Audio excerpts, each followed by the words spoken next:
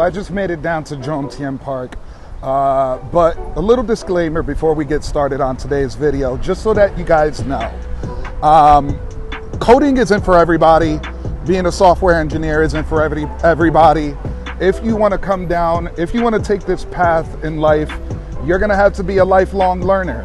This isn't a skill set that you are just going to pick up once, learn, and then enter the industry and never do any bit of learning again. Being a software engineer requires you to keep your skills relevant, and tech is always evolving. You know, it's not something that you're going to learn once and be set for the rest of your career. Code changes, syntax changes, the way things work and function in the programming languages that you're learning evolve over time along with technology. So you have to keep your skill set relevant. You have to continue to learn, and that's the only way to maintain a career in tech. So let's go ahead, find a restaurant, and get started with the reasons passport bros should learn to code. Let's go.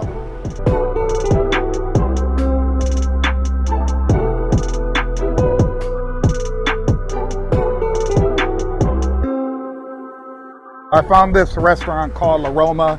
It looks appealing, a little more on the high class side, so I kind of want to give it a shot. So I'm going to go in there and then we'll jump into our first point.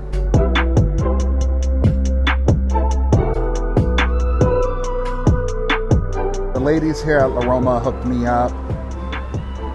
I have a fan over here, you know, nice view of the beach. This restaurant seems nice. It's a nice little breakfast place. You could come get coffee. Come check it out if you're in the Jomtien area.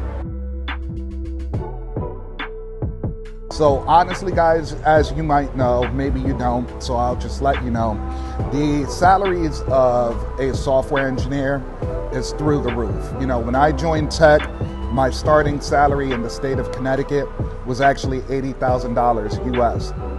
This is starting with benefits, so I had medical and dental.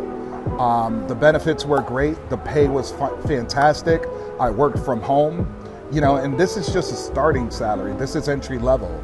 Not only that, you know, if you decided to stay in the matrix in the US, your income can range depending on what type of company you work for, anywhere from $200,000 all the way up to $500,000 plus if you were to learn how to code and become a software engineer and join a company like Apple, Google, Microsoft, or some of the top tech companies in the world.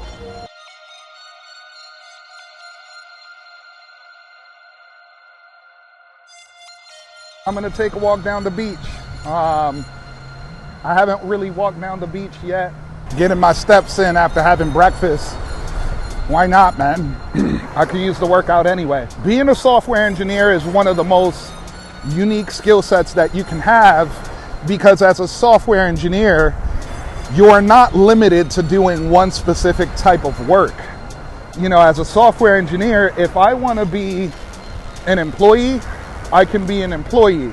I could go work for a company like Amazon, Apple, or any other tech company that needs software designed and engineered for them, and I could be an employee. The beauty about being a software engineer, however, is that there's other forms of work. I could become a freelancer, you know, and offer coding as, you know, a service, along with other skill sets like marketing, sales, and, you know, just kind of be a powerhouse for businesses and freelance doing all sorts of work. But I know coding is one of the top skills to have as a freelancer. Another one is maybe I don't want to be an employee. You know, maybe a company wants to hire me as a contractor opposed to hiring me full time. That is another potential, another thing that I could do to make an income. A thing about being a contract employee, because it has its pros and cons, is that obviously as a contractor, I am my own boss. Most companies won't have geographic limitations on you in terms of where you work. That's one of the pros. Another pro would be higher pay. You would get more than your typical regular employed software engineer. Now, the downside to that is that the only reason you're getting paid a higher salary is because the company now doesn't have to pay taxes for employing you. Another reason is they also don't need to provide medical insurance or a 401k plan and all of those things. So you end up getting paid more because the company doesn't need to provide those things, but you need to provide them for yourself. That's the cons, is that, you know, you're gonna have to provide the 401k and the retirement plan and the medical and dental and all of that stuff. So being a contractor has its pros, also has its cons. I think the benefit outweighs the con, and that's why I'm gonna try to be a contract employee so I could get back out here and live my best life. Now, let's say you didn't want to do any of those things and you wanted to be the king of your own domain and start your own business. Well, we know most things now are digital. So you can start all sorts of businesses, you know, off the back of a skill set like software engineering. You know, you could offer SaaS products, which is software as a service, database as a service, and all of those skill sets require you to know how to code. So you could start a business off the back of simply knowing how to code and just be your own boss. Obviously that has its own pros and cons, but should be obvious. I shouldn't have to point it out to you.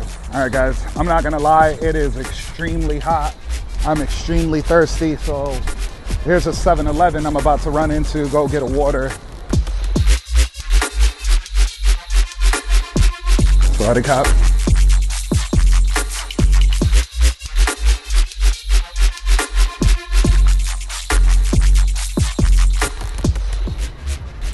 All right, guys, honestly, the heat index out here is insane. Make sure if you guys are coming out here and partying, drinking and everything, that you stay hydrated, man.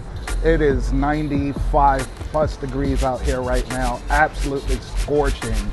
And honestly, if you don't stay hydrated, you're gonna end up a heat casualty and end up having to be rushed to the hospital because you weren't hydrated. So if you come out here, make sure you're hydrated.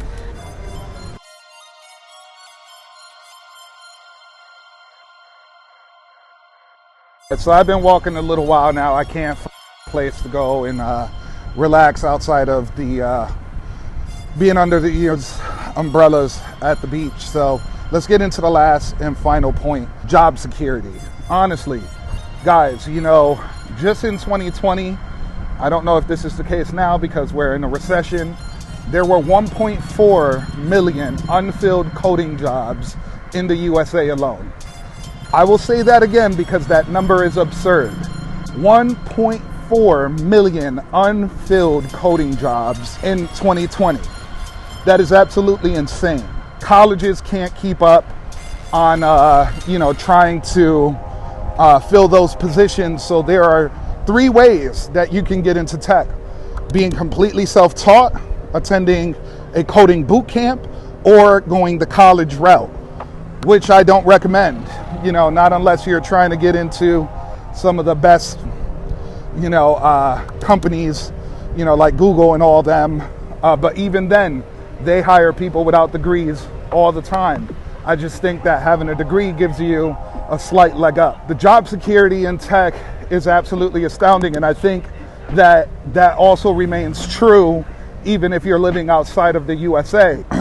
There's people that I know who got laid off and were living, outside of the USA, who got jobs within a week and still live where they currently live outside of the USA. So just kind of goes to show the kind of job security that you get being in tech and having this skill set and learning to code. Hopefully that's enough reason for you guys to start your journey. But once again, you got to be a lifelong learner. And, you're not just going to do the bare minimum, which is an 8-hour workday. In tech and coding, you've got to be putting in 10 to 12-hour workdays. And after you're doing the work for your job, which should be 8 hours a day, you should be putting in an additional 2 to 4 hours and learning and, continuing to grow your skill set as a software engineer, whether that's working on projects or learning a new tech stack or framework. You're always going to have to be doing something to stay relevant in the tech industry and, you know, being a software engineer. So that's all I have to say about that. Those are my reasons. If you have any other reasons, go ahead and drop them below in the comment section. Let us know what you think are the other reasons that Passport Bros should learn to code.